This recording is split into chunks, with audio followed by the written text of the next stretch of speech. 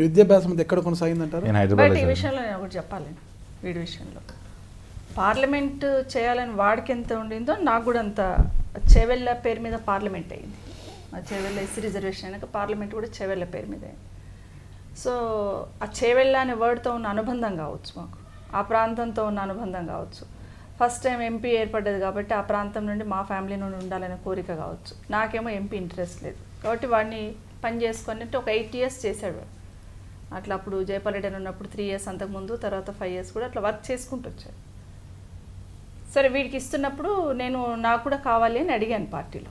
So వాళ్ళు అన్నారు first అయితే తీసేసుకుందాం, ఫైనల్లో వచ్చేసరికి 1-2 అట్లా అడిషనల్గా ఇస్తున్నప్పుడు కొంచెం స్పెషల్ కేసెస్ కింద ట్రీట్ చేసి ఇస్తాంలే అని అన్నారు. ఇంకొంచెం ముందుకు పోయి మాట్లాడినప్పుడు మా పైన హైకమాండ్ ఉత్తమ్ కుమార్ రెడ్డి వైఫ్కి ఇస్తున్నాము, ఆ టైంలో నీది కూడా ఇస్తాంలేమో, నీది ఒక్కదానికి స్పెషల్ కేసు కింద ఇస్తామన్నారు. సో నేను బిలీవ్ చేశాను ఖచ్చితంగా ఇస్తాను, ఎందుకంటే నా దగ్గర మహేశ్వరం సీట్ ఎవరికి అలాట్ చేయకుండా కమ్యూనిస్ట్ వాళ్ళకి హోల్డ్ చేసి పెట్టారు.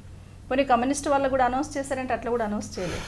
సో చాలా నమ్మకంగా ఉండేది నాకు ఖచ్చితంగా ఇస్తారని చెప్పేసి. సో నాకు ఇస్తారు, ఉత్తమ్ కుమార్ రెడ్డి వాళ్ళ వైఫ్కి ఎట్లయినా ఇస్తానని.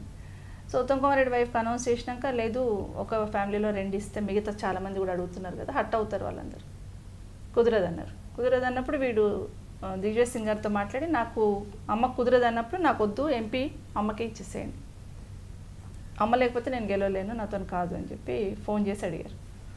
So next day morning confirm చేసుకొని చెప్తా అన్నారు. నెక్స్ట్ డే మార్నింగ్ మేడం కలవలేరు, సారీ అమ్మా మేడం కలవలేరు, వెళ్ళిపోయారు, ఇంకా ఉండని అని లాస్ట్ డే నామినేషన్ రోజు.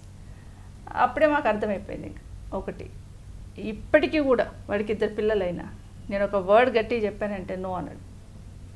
బట్ బయట ప్రచారం ఎందుకు జరిగింది అట్లా అంటారంటే నేను హోమ్ మినిస్టర్ నాకు హోమ్ మినిస్టర్ రావడమే వానికి దురదృష్టం వెంటాడింది అనుకుంటా.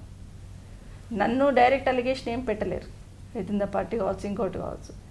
నన్ను బ్లేమ్ చేయాలంటేనో నా పోస్ట్ని టార్గెట్ చేయాలంటేనో ఖచ్చితంగా నా అనుకున్న వాళ్ళని టార్గెట్ చేయాలి, అందులో వాడిని బలిపశం చేశారు, అంత జరిగింది అక్కడ. మీరు ఒకటి అన్నారు, ఇప్పుడు నేను ఒక విషయం చెప్పానంటే నా కుమారుడు నో అనడు అనేసి, కానీ బయట ప్రచారం మాత్రము కుమారుడు కార్తీక్ రెడ్డి ఒక విషయం చెబితే ఇక నో అనే మాటే కాదు, సబితా ఇంద్రారెడ్డి గారి నుంచి నోటి మాట కూడా బయటికి రాదు, అంత భయం కుమారుడు అంటే. నేనంటేనే మా పిల్లలకు భయం, ఒక వర్డ్ కూడా నేను నో అనంటే మళ్ళీ దాన్ని రిపీట్ చేయరు.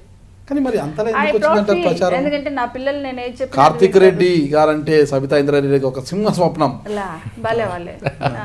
నేను వ్యక్తిత్వంతో ఉన్నదని నేను నిజంగానే నా కొడుకు నా మీద ఆ లెవెల్లో వాయిస్ రేజ్ చేస్తే ఒక క్షణం వాడిని నేను బేర్ చేయను, ఒక క్షణం కూడా బేర్ చేయను. ఏం చేస్తారు?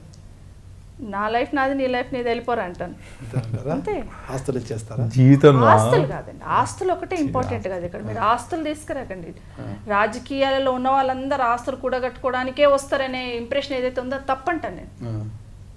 10 మందికి సాయం చేయడానికో 10 మందికి మేలు చేయడానికి వచ్చే కుటుంబాలు కూడా చాలా ఉంటాయి, ఒక ఆశయం కోసం పనిచేసే కుటుంబాలు కూడా ఉంటాయి, ఆ కోవలోకి చెందిన వాళ్ళం మేము అంతే. మా అమ్మగారి జీవితంలో చాలా కష్టాలు చూశారండి. నాన్నగారు పోవడం చిన్న వయసులోనే పేదరికం నుంచి పైకి వచ్చినారు. అతి ముఖ్యంగా నాన్నగారు చనిపోవడం అమ్మగారికి అతిపెద్ద జీవితంలో కష్టం. అంత కష్టం చూసిన వాళ్ళకి నాలాంటి వాళ్ళు నిజంగా ఏమైనా ఇబ్బంది పెట్టారనుకో ఎంతసేపు ఉపేక్షించడానికి. మీరు చాలా తక్కువ అంచనా వేస్తున్నారు మా అమ్మని. అట్లా అంతా నేను చెప్తే వినే మీ ద్వారా నేను అలా రఫ్గా కనిపిస్తా అని నేను అలా చూడడానికి ఇంట్లో ఉన్నాను కానీ నేను ఆ టైం అనుకోగల 2 కూడా తప్ప అని చెప్తున్నాను. సరే జరిగింది, ఇప్పుడు సరిదిద్దుకోవడానికి మేము చేయాల్సిన ప్రయత్నం మేము చేస్తాం. అంటే వ్యక్తిగతంగా యాజ్ అ ఫ్యామిలీ మాకు తెలుసు ఆ ప్రచారం ఏం జరిగిందనేది నాకు తెలుసు, మా అమ్మగారికి తెలుసు. రానున్న రోజుల్లో అవన్నీ పటాపంచలు అయిపోయి మేము పొలిటికల్ తీసుకునే ఇష్యూసే ప్రైమరీగా ముందుకు వస్తాయని మేము కోరుకుంటున్నాం. మీ విద్యాభ్యాసం ఎక్కడ కొనసాగింది? నేను హైదరాబాద్లో చదివానండి మొత్తం. ఎక్కడ ఏ స్కూల్ చదివారు? లిటిల్ ఫ్లవర్ స్కూల్లో చదివాను, హ్యాబిట్స్ లిటిల్ ఫ్లవర్లో. సెయింట్ మేరీస్లో ఇంటర్మీడియట్ చేశాను ఎంపీసీ. దాని తర్వాత షాదాన్ కాలేజ్లో బీటెక్ చేశాను, ఈసీ బీటెక్ చేశారు. ఆ తర్వాత జాబ్ అంటే నేను అప్పటికి 2000 నాకు లా చేయాలని కోరిక ఉందండి. ఓకే. నేను అమ్మ 2-3 సార్లు అడిగిన, అడిగితే ఏం చేస్తావు లాయరు మార్చేశారు మీరు ఇంటర్మీడియట్? నాకు ఫస్ట్ నుంచి నేను మా అమ్మకి అప్పుడే అడిగినానన్న. నేను అప్పుడు నేను బీటెక్ అయిపోయిన తర్వాత మన ఎంపీసీ అయిపోయిన తర్వాత నేను లా చేస్తానంటే అమ్మ ఒప్పుకోలే. నేను వద్దు, నువ్వు ఇదే చేయాల్సింది, ఏం చేస్తావు లాయర్. మా నాన్న చూసింది కదా లాయర్గా, ఏం చేస్తావు లాయర్, ఇదే దీంట్లోనే ఉందని. బేసిక్గా లా చేసిన వాళ్ళందరూ పొలిటికల్ సైడ్ వెళ్ళిపోతా ఉంటారు. నాకు కోరిక ఉండే లా చేయాలని. మరి నేను లా చేసా కదా, మరి ఇట్లా మీడియా సైడ్ వచ్చేసాను. అంతే కదా, మరి మీరు నాకేమైనా ఇప్పుడు అదే అవకాశం కదా. ఇప్పిస్తారంటారా? మీరు ఇప్పుడు అదే కదా, అదే లైన్ లో ఉన్నారు, పక్క లైన్ నుండి నడుస్తున్నారు. మీడియా సైడ్ ఉన్నప్పుడు పొలిటికల్ అనుసంధానమైన వ్యవస్థనే కదా అది. అంతే మీరు మేము ఒకటే లా చేయాలని కోరిక ఉండే, అయితే అమ్మ ఒప్పుకోలేదు.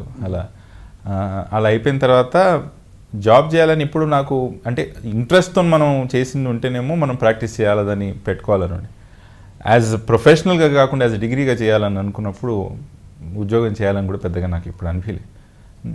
నేను అప్పటికి 2002-2003లో నాకు అయిపోయింది. అప్పటికి ఎలక్షన్స్, అమ్మగారు 2004 ఎలక్షన్స్లో మనం యాక్టివ్గా ఉండడం, ఇంకా అప్పటి నుంచి ఇంకా జరిగిపోయింది అన్నమాట. యాక్టివ్గా అప్పటి నుంచి పొలిటికల్గా ఎంతో యాక్టివ్గా ఉండడం. నమస్కారం అండి, నేను మీ సవితా ఇంద్రారెడ్డిని. నమస్కారం అండి, నేను కార్తిక్ రెడ్డి. నాది మరియు మా అమ్మగారిది ఇంటర్వ్యూ మీరు ఐ డ్రీమ్స్లో తప్పకుండా చూడండి.